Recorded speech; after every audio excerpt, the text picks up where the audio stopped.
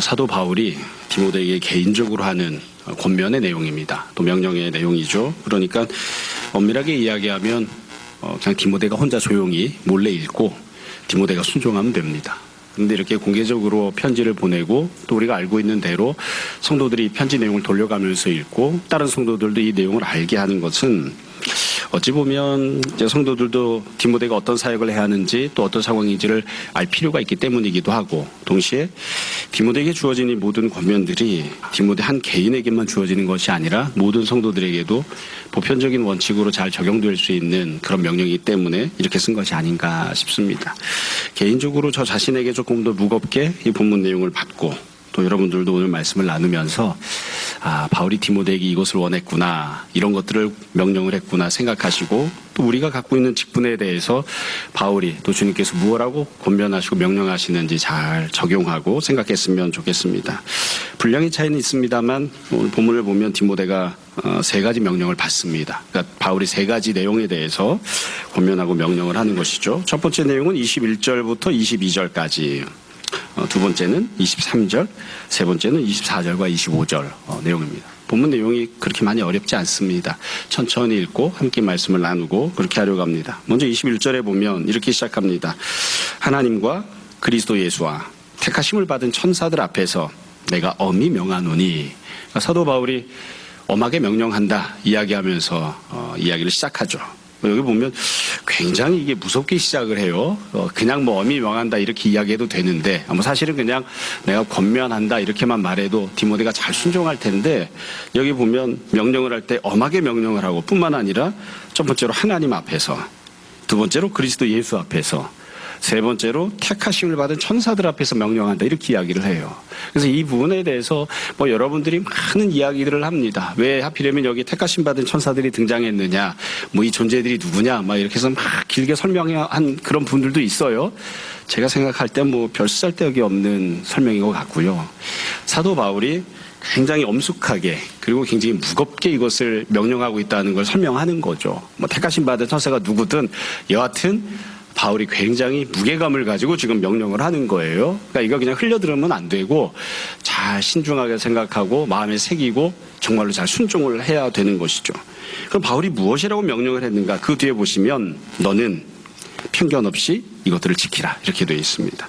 사실 지금부터 나오는 모든 내용들은 단순한 열거 형태로 되어 있습니다. 문법적으로 설명을 하면 좀 복잡하게 설명할 수 있는데 그냥 편견 없이 이것들을 지키라 이렇게 이야기를 하고, 그리고 이것을 지키는 것이 도대체 무슨 뜻인지를 명령형이 1번 명령, 2번 명령, 3번 명령, 4번 명령 이렇게 쭉 붙어서 나오는 열거 형태로 되어 있거든요. 일단 지금 주어지는 제일 근본적인 명령은 이거예요. 편견 없이 이것들을 지키라. 지킨다고 하는 건 순종한다는 겁니다. 그대로 실천을 한다는 뜻이거든요. 여기 보면 그대로 행동을 하라 이렇게 명령을 하면서 수식어를 붙여놓은 것이 편견 없이 하라고 되어 있죠. 편견이라고 하는 것은 생각입니다. 편견을 갖지 마라. 그런 생각을 갖지 말라는 거잖아요. 이 편견이 행동으로 나타나면 차별입니다. 그러니까 지금 사도 바울이 명령하는 걸 쉽게 이야기하면 이 디모데에게 성도들을 대할 때에 편견을 갖지 마라 이렇게 이야기하는 거고, 성도들을 대함에 있어서 차별하지 마라 이렇게 이야기를 하고 있는 겁니다.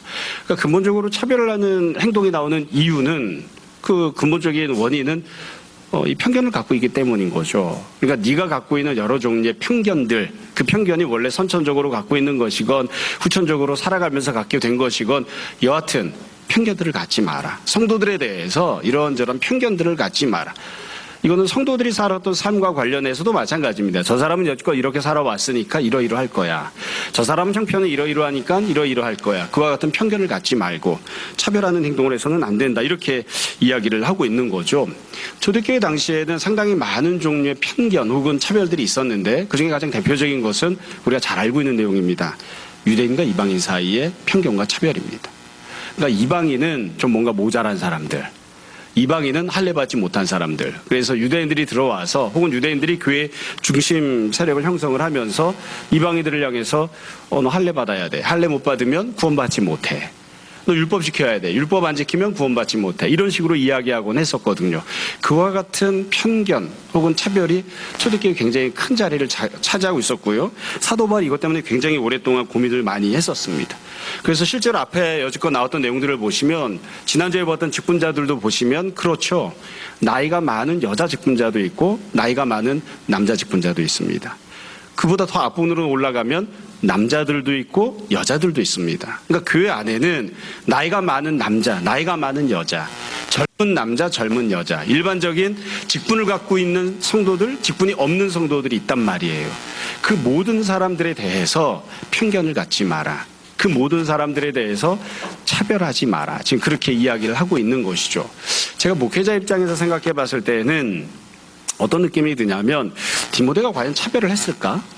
편견을 가졌을까 하는 생각을 해봅니다. 왜냐하면 디모데 자신이 이방인이에요. 혼혈이란 말이죠. 내가 혼혈이고 이방인인데 디모데가 이방인 성도들에 대해서 차별을 했을까요? 편견을 가졌을까요? 그러긴 어려웠을 것 같아요. 디모데 자신이 많이 배운 사람이 아니에요. 디모데 자신이 부자도 아니에요. 근데 디모데가 과연 성도들을 향해 행동을 할 때에 유대인이냐 이방인이냐 남자냐 여자냐 많이 배웠느냐 못 배웠느냐 부자냐 가난하냐 뭐 이런 것들 가지고 또 직분이 있느냐 없느냐 이런 것들 가지고 과연 디모데가 편견을 갖고 차별을 했을까 생각을 해보면 안 그랬을 것 같거든요.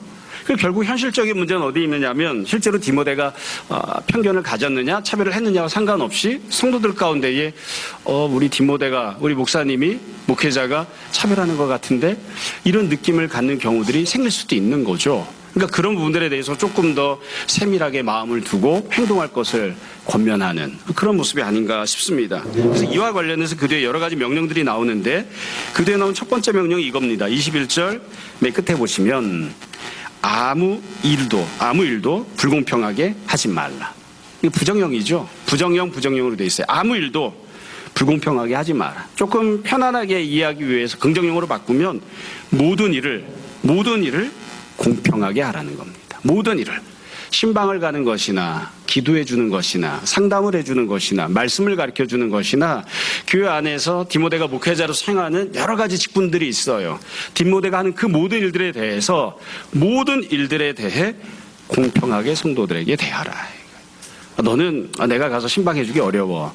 내가 당신을 위해서는 기도해 주기 어렵습니다. 뭐 이런 식으로 하지 말라는 거예요. 그래서 누군가를 향해서는 더욱더 마음을 많이 두고 많이 기도해 주고 누군가에 대해서는 별로 마음을 두지 않고 기도해 주지 않고 누군가에 대해서는 저 사람은 형통했으면 좋겠고 누군가에 대해서는 뭐 되든 말든 지가 알아서 하겠지 이런 마음을 갖지 말라는 거예요. 그러니까 디모데를 향해서 모든 일에 대해서 다시 말씀드립니다.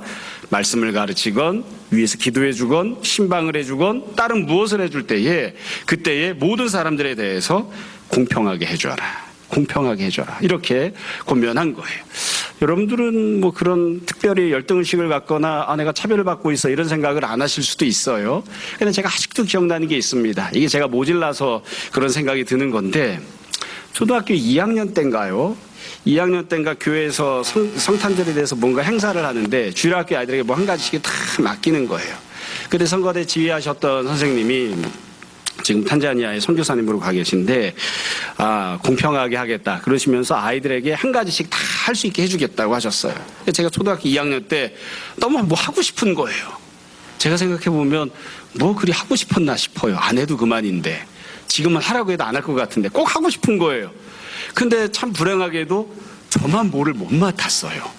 딴 애들은 다 맡았는데 저만 못 맡은 거예요. 지금 생각해 보면 얼마나 못되게 굴었거나 얄미웠으면 안 줬을까 싶기도 합니다.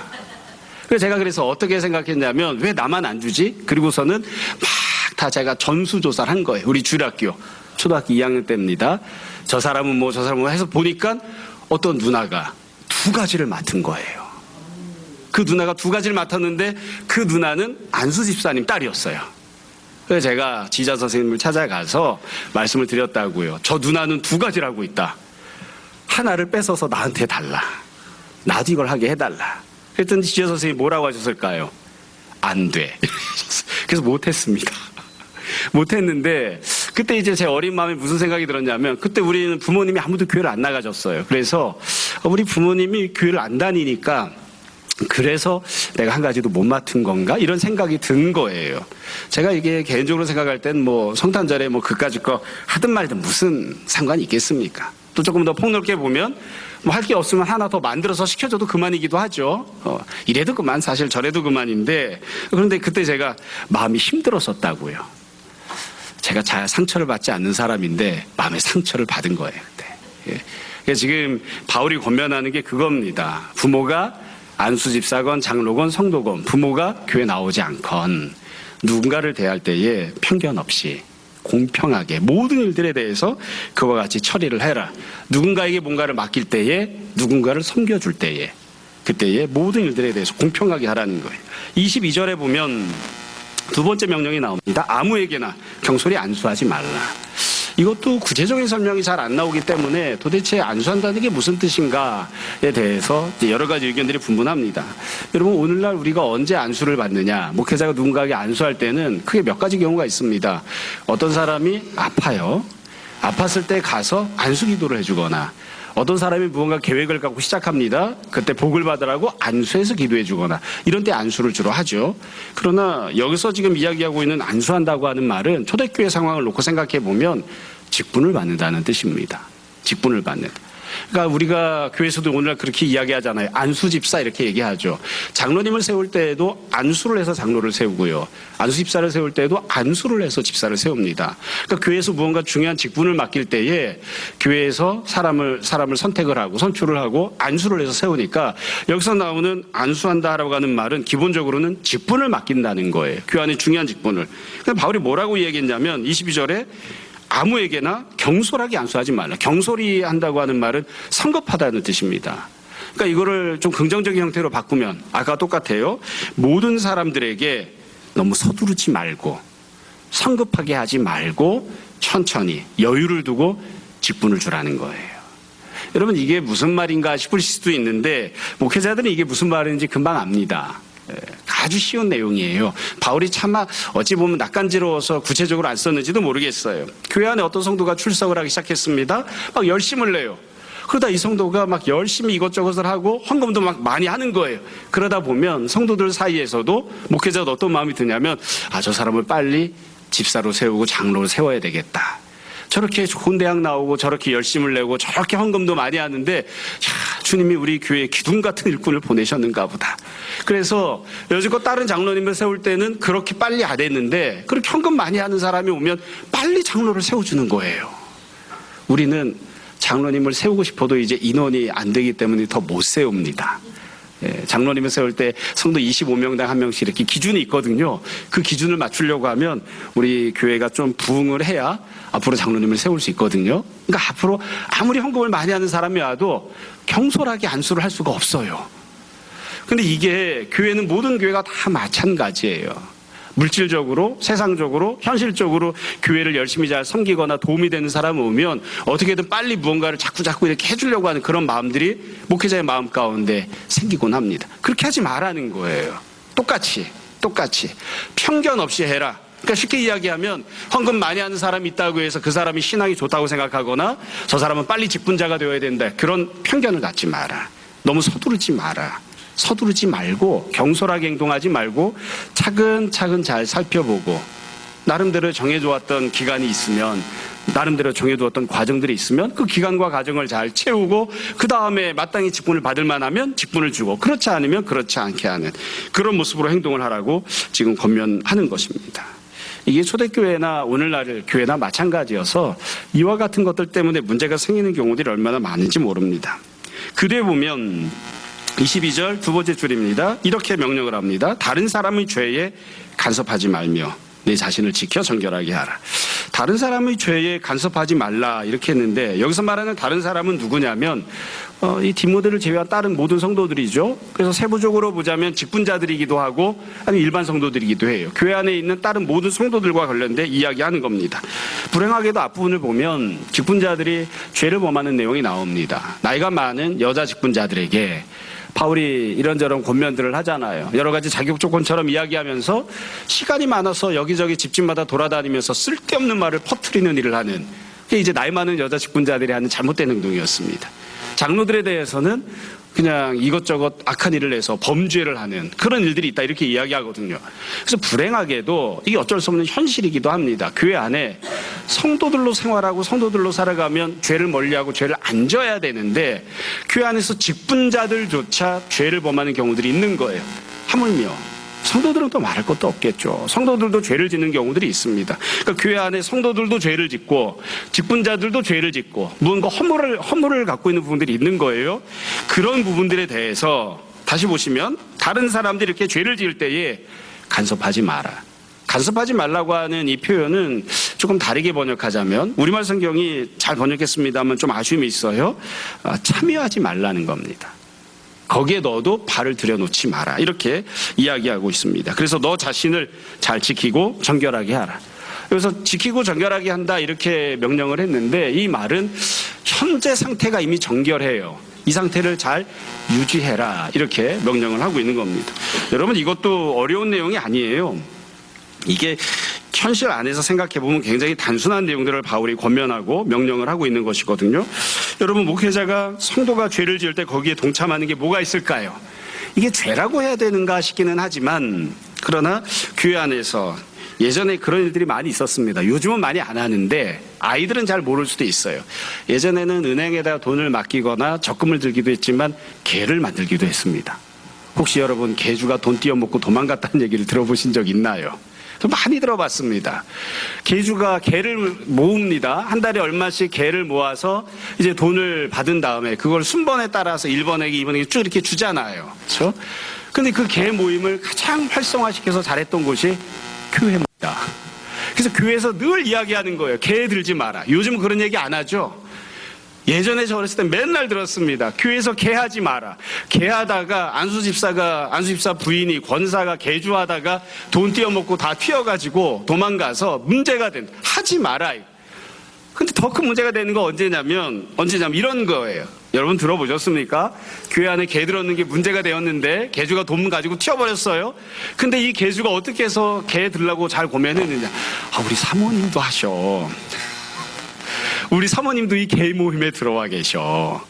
그래서 한 달에 10만 원씩 20만 원씩 모으는 개를 목사도 하고 있는 거예요. 사모도 하고 있는 거예요. 그러니까 다른 성도들은 권사가 이야기할 때에 권사님이 이 개 괜찮아 안전해.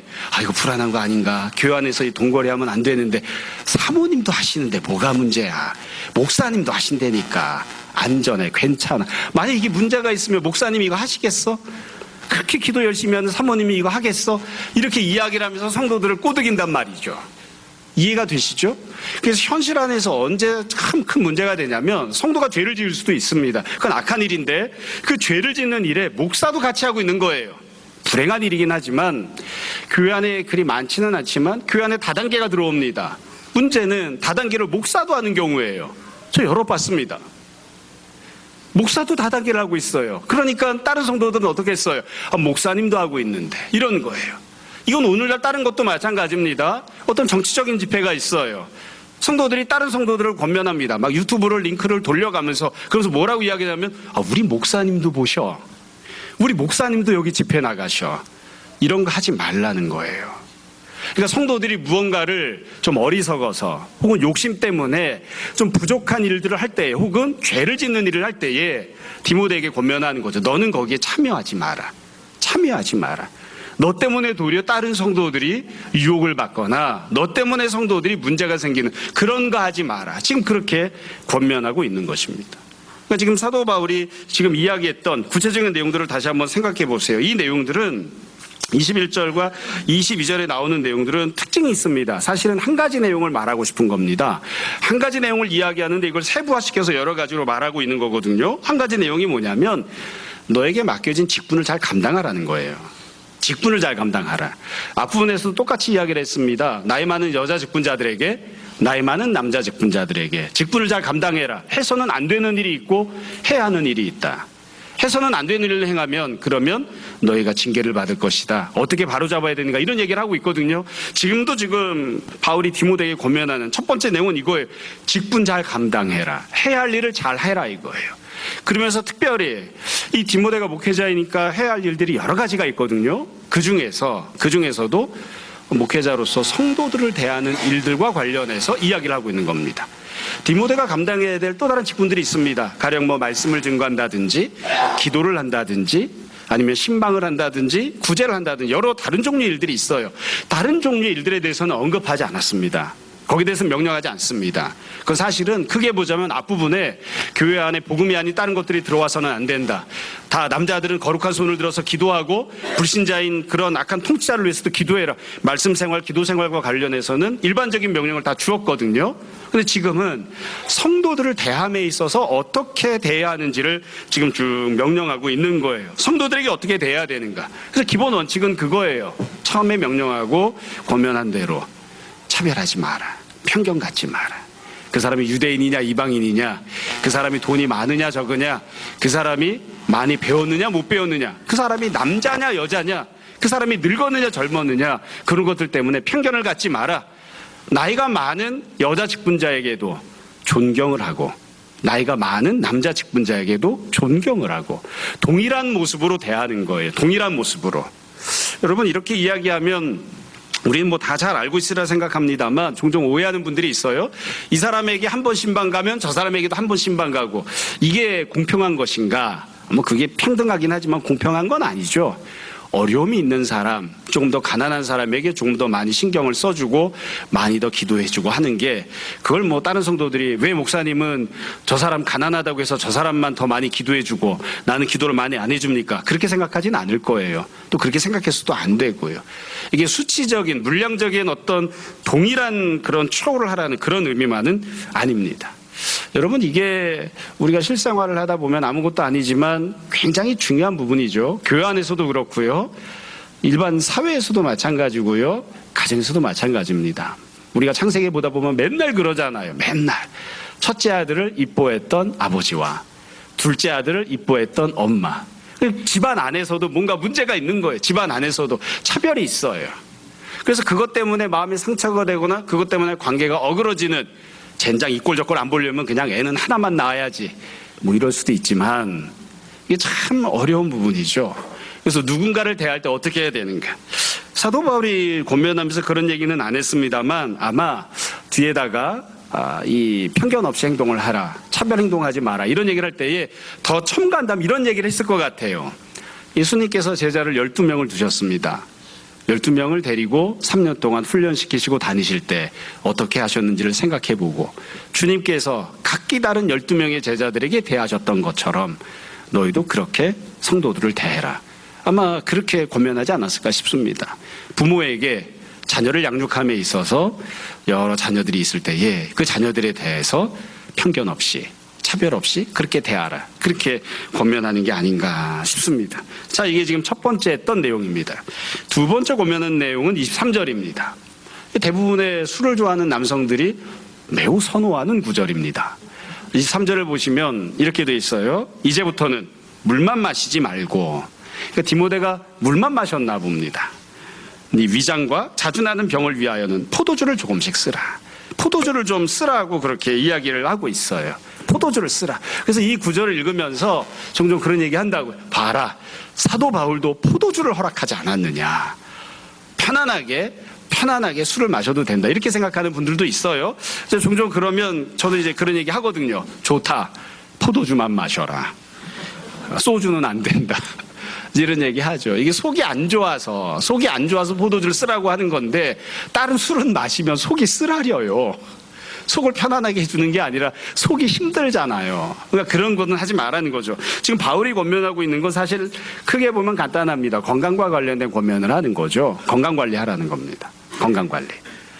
네 몸이 약해서 안 좋을 때에 이 건강관리를 좀 잘 해라. 지금 여러분 이것도 보시면 참 묘한 특징이 있습니다. 육체적인 건강과 관련된 권면을 하잖아요. 여러분 사도 바울이 디모데에게 영적인 신앙생활에 대해서 이러이러하게 하라 명령하는 부분이 있나요? 없어요. 하루에 1시간씩 말씀을 읽어라. 하루에 30분 이상은 기도해야 된다. 아니면 다른 것들은 이러이러하게 해야 된다. 신앙생활, 영적인 생활에 대해서 권면하거나 명령하는 부분이 있는가? 안 나와요. 그런 부분들은 나오지 않는데 육적인 건강과 관련된 내용은 나온다고요. 건강관리를 해라. 속 쓰리지 않게, 위장이 안 좋으니까, 장이 안 좋으니까 이게 창자가 짧아서 그런지 어쩐지 모르겠어요. 여하튼 건강관리를 하라고 이렇게 이야기를 하죠. 그리고 나서 잘 생각해 보시면 앞부분에서 이 직분자들이 갖춰야 될 자격 조건을 이야기하면서 경건한 삶을 자격 조건으로 이야기했거든요. 그 경건한 삶이라고 한 건 다 육적인 생활과 관련된 것이었습니다. 육적인 생활. 그래서 앞부분에 집사의 자격 조건을 보면 뭐 술을 즐기지 않는 자, 또 감독의 자격 조건을 보면 뭐 술을 즐기지 않는 자, 임박하지 않는 자, 뭐 등등등 여러 가지가 나와요. 그래서 경건하게 생활하는 것은 결국 육적인 생활과 관련이 있고요. 육적인 생활에 있어서 사도 바울이 기본적인 얘기를 하고 있는 겁니다. 건강 관리를 해라. 육적인 생활을 잘 해라. 그것도 영적인 생활에 포함된다고 이야기를 하는 것이죠. 지금 이렇게 이야기를 하고 있습니다. 여러분, 이 부분과 관련해서 우리가 잘 생각해야 되는 건 이거예요. 사실은 제가 생각할 땐 그렇습니다. 이 도대체 왜 이 권면과 명령이 나왔을까를 고민을 하게 되거든요. 생각을 합니다. 디모데가 정말 위장이 정말 안 좋은가 보다. 먹기만 하면 설사를 하나? 위장이 정말 안 좋은가 보다 이런 생각을 해요. 제가 설교 준비하면서 조금 우스갯소리지만 야, 이렇게 권면할 게 아니라 우리 애들 엄마 같은 사람을 디모데 옆에다 붙여놔주면 이거 먹으면 안 된다, 저거 먹으면 안 된다 이런 얘기를 많이 해줄 텐데 건강관리가 될 텐데 이런 생각도 해봤어요.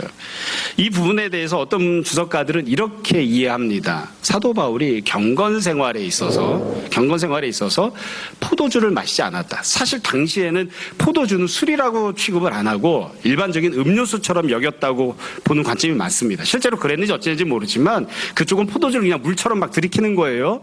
그랬기 때문에 그냥 이게 술을 마셔도 좋다고 허락한 건 아니다 이렇게 보기도 하고, 동시에 디모데는 조금 더 엄격하게 경건생활을 해서 그 당시 사람들이 일반적으로 포도주를 음료수로 취급해서 마셨지만 디모데는 그마저도 안 마셨다. 그리고 그냥 물만 마시는 엄격한 금욕생활을 했다. 근데 사도 바울이 그러다 보니 네가 몸이 안 좋으니 그렇게 그거 하지 말고 그냥 포도주는 조금씩 마셔도 된다. 마셔서 건강을 살펴라. 이렇게 고민했다고 보는 거예요. 우리식으로 이야기하면 이렇게 얘기할 수 있습니다. 뭐 저도 일정 부분은 그렇지만 목사님들 보면 예전에는 저 어릴 때는 그렇게 배웠거든요. 주일학교 다닐 때 기도합시다 그러면 다 무릎을 꿇어야 됐습니다. 기도는 당연히 무릎 꿇고 하는 거예요. 어떻게 인간이 무릎 꿇지 않고 앉아서 기도를 하느냐. 그렇게 교만할 수가 없다. 그건 안 된다. 심지어 저희 어머니 같은 경우에는 교회를 열심히 안 다닐 때도 제가 어렸을 때 물어봤더니 기도는 무릎 꿇고 하는 거야. 이렇게 가르쳐 주셨어요. 그래서 아주 어렸을 때부터 항상 기도할 때 무릎 꿇고 기도했거든요. 여러분도 어떠신지 모르겠습니다. 그래서 저도 교회를 개척하고 한참 동안 기도의 시간에 뭐 다른 거 할 때에 강대상에서 기도하면 항상 무릎 꿇고 기도했습니다. 그러니까 제 동기 목사님들도 보면 무릎 꿇고 오랫동안 기도를 해서 대부분 무릎이 안 좋아요. 무릎이 안 좋아요. 무릎 꿇고 1시간이고 2시간이고 계속 앉아있으면 안 좋을 수밖에 없어요. 안 좋을 수밖에 없습니다. 그러니까 바울이 권면하는 거예요. 이제는 무릎 꿇고 기도하지 말고 앉아서 기도해라. 그렇게 권면하는 거나 비슷하다 이렇게 보는 입장들이 있습니다. 다시 말씀드려요. 디모데가 엄격하게 경건 생활을 했기 때문에 포도주도 안 마셔서 그렇게 하지 말고 물만 마시지 말고 포도주 마시는 거 죄 짓는 거 아니다. 건강을 위해서는 그거 먹어도 좋다. 이렇게 권면한 게 아닌가 이렇게 생각을 합니다. 제 개인적인 생각을 말씀을 드릴게요. 본문에서 성물명을 안 했기 때문에 이것도 추측입니다만 제가 개인적으로 생각할 때 이런 것 같습니다.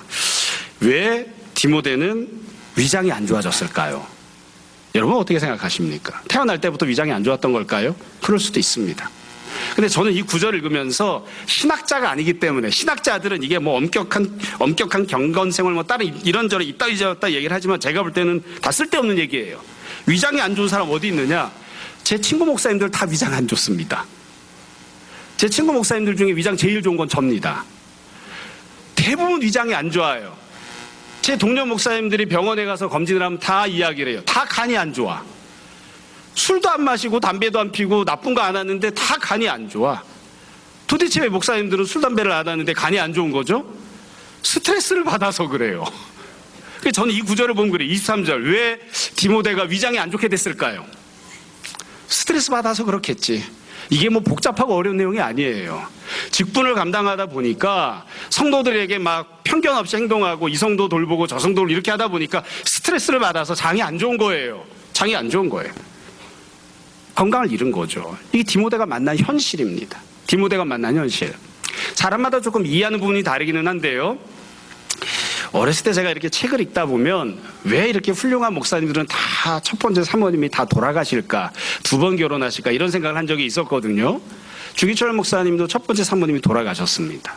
마산에 계실 때 돌아가셨는데 기록에 의하면 종기가 있어서 종기를 절제하는 수술을 하다가 여하튼 뭐 돌아가셨다 이렇게 되어 있어요. 정확한 이유는 알 수 없습니다. 그래서 제가 그 내용을 보면서 저는 무슨 생각을 하냐면 그런 생각을 해요.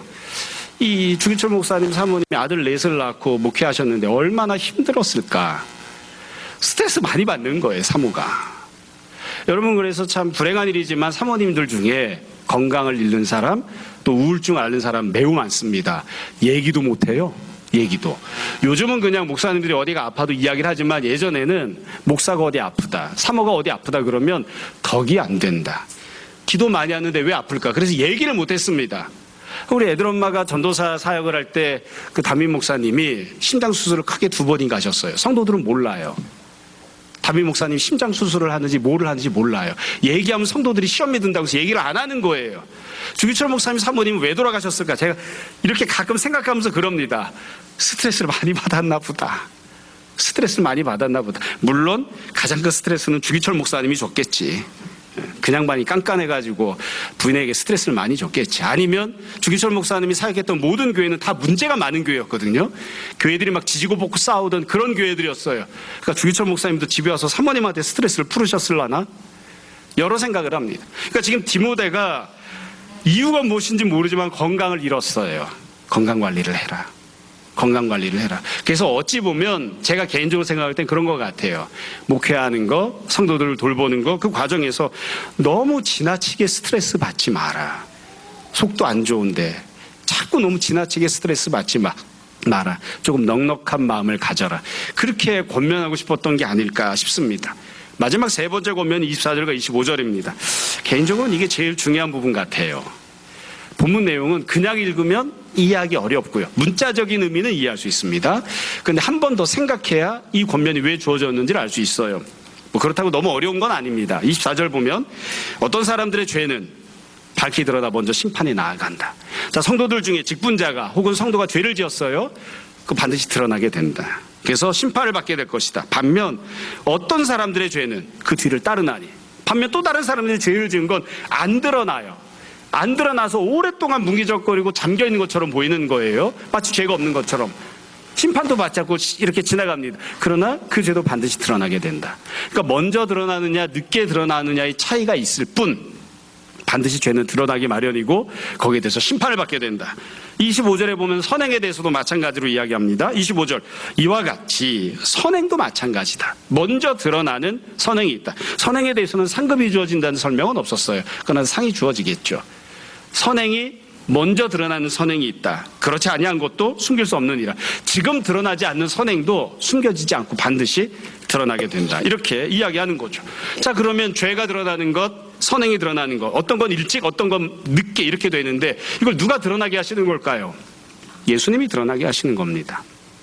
지금 당장 드러나서 상과 벌을 받는 행동들도 있고 지금 당장 안 나타나지만 결국에는 드러나서 뒤늦게 상과 벌을 받게 되는 그런 경우들이 생기는 거죠. 자, 여러분 이 내용을 왜 써놨을까요? 여기다가.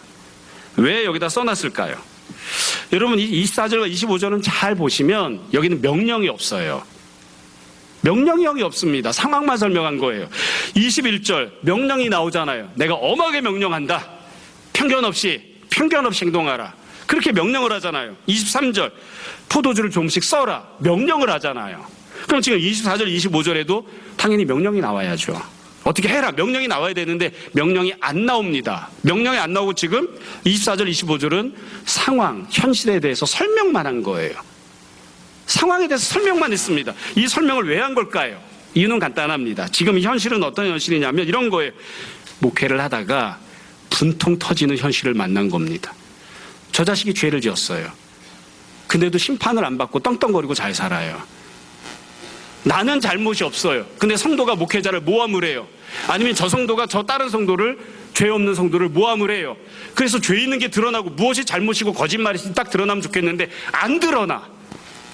그래서 죄를 지은 놈이 죄가 없는 것처럼 선을 행하고 있는 사람이 억울하게 그런 상황들을 만나는 거예요. 제가 종종 쓰는 표현은 이거예요. 목회를 하다가 답답한 현실을 만난 거야. 정말 답답해 미치겠네. 내가 이렇게 부당한 대우를 당해야 돼?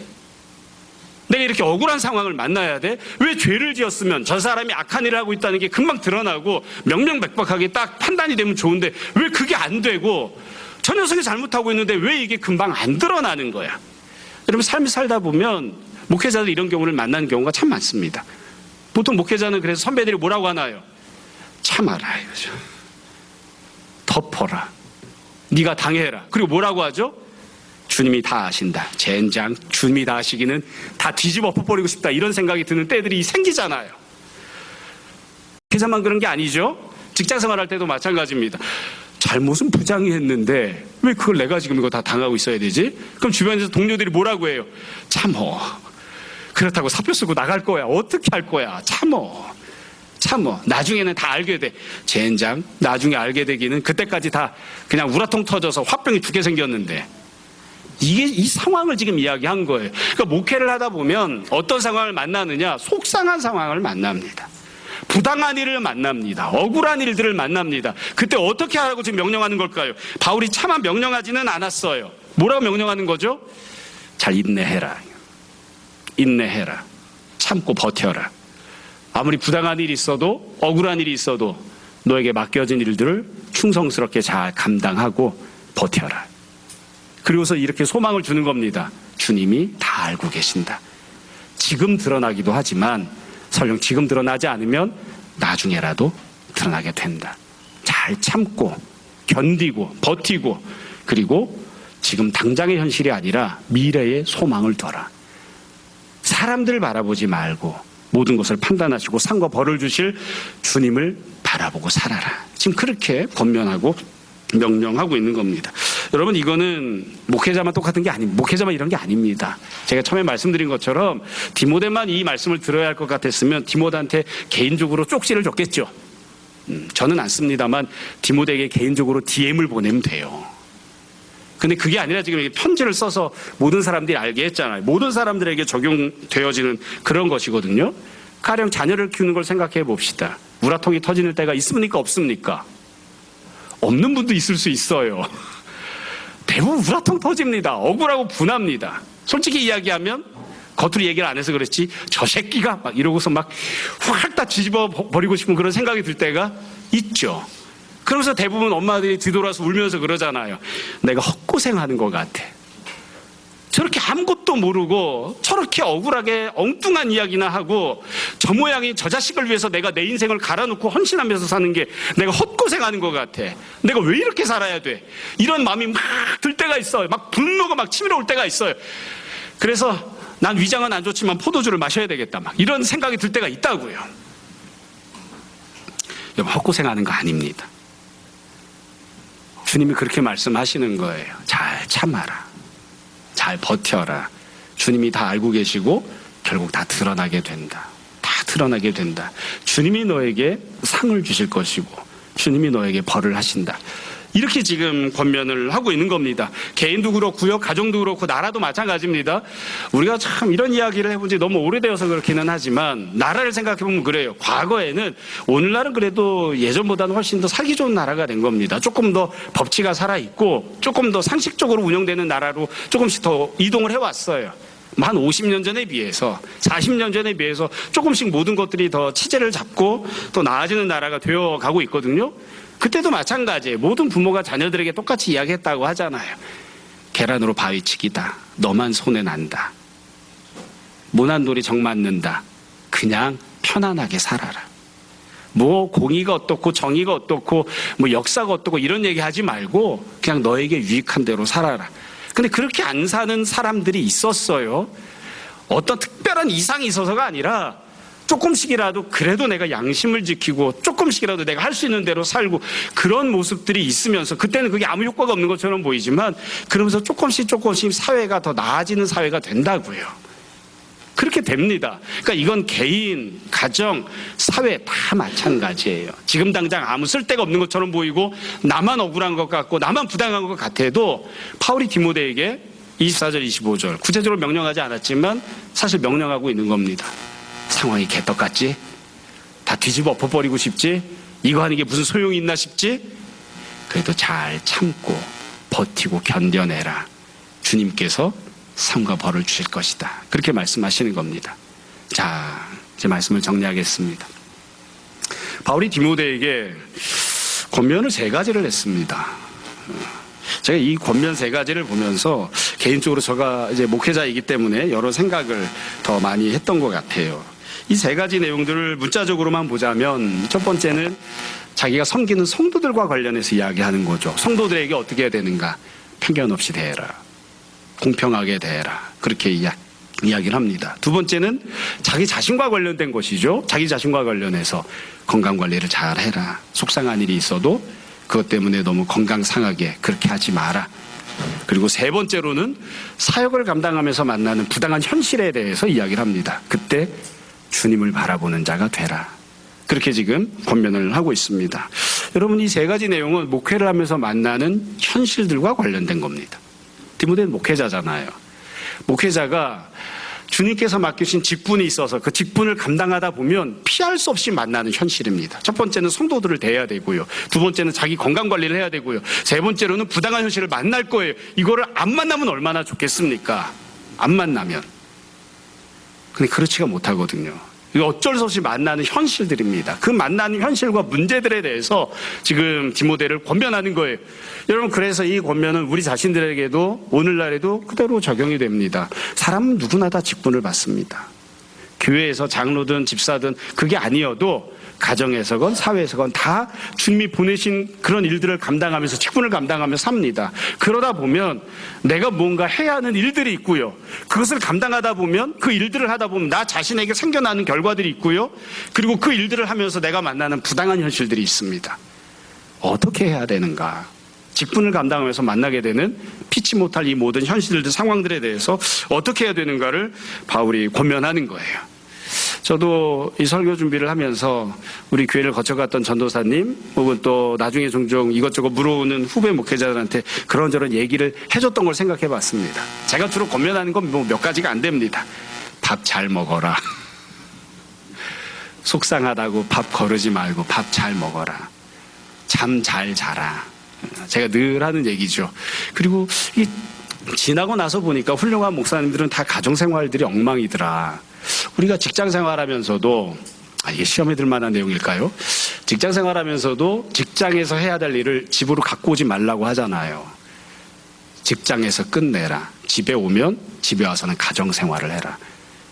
가정생활을 아이들과 놀고 그리고 편안하게 가족끼리 지내고 직장일은 직장에서 끝내라. 목사도 똑같이 해야 된다고 저는 늘 이야기하거든요. 설교 준비는 교회에서 끝내라. 집에 들어와서 설교 준비하지 마라.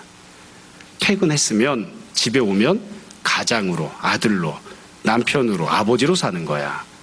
설교 준비한다고 집에 앉아서 교회에서도 기도하고 설교 준비하다가 집에 들어와서도 새벽 2시까지 설교 준비하고 제 얘기입니다. 그렇게 하지 마라. 집에 들어오면 가족으로 살아라. 가족으로. 안 그러면 목회 열심히 잘 했는데 가정 거덜난다. 그렇게 살지 마라. 이제 몇 가지 권면을 하거든요. 현실들이 있습니다. 속 너무 끓이지 말고 안타까이 여기고 긍휼히 여기는 마음으로 기도하는 건 좋은데 건강 잃지 않게 너무 스트레스 받지 마라. 네가 스트레스 받는 거랑 그 사람 변화하는 거랑 교회 문제가 해결되는 거 아무 상관없어. 주님이 역사하셔야 되지. 주님이 역사하셔야. 너무 스트레스 받지 마라. 마음을 좀 가볍게 가지고 조금 넉넉하게 갖고 너무 찡그리고 앉아있지 말고 좀 웃어봐. 그게 권면하곤 합니다. 그렇게. 여러분, 오늘 말씀을 우리가 잘 새겨 듣고 생각해 봤으면 좋겠습니다. 우리는 어떤 직분을 받았습니까? 우리는 누구를 대하고 살아갑니까? 그것 때문에 나의 건강은 어떠합니까? 그리고 우리는 부당한 현실을 어떻게 처리합니까? 우리가 바울이 디모데에게 고면했던 이 말씀들을 우리에게 주시는 주님의 말씀으로 잘 듣고 믿음 가운데 순종하고 잘 감당해서 결국 나에게도 유익이 되고 주님께도 영광이 되고 내가 맡은 직분도 열매가 있게 잘 감당하는 그런 우리 모두가 되었으면 좋겠습니다. 늘 믿음으로 소망으로 사는 우리 모두가 되기를 주님 이름으로 축원합니다. 잠시 기도하겠습니다. 오늘 말씀을 정돈해 보십시오. 이 시간 잠시 회개와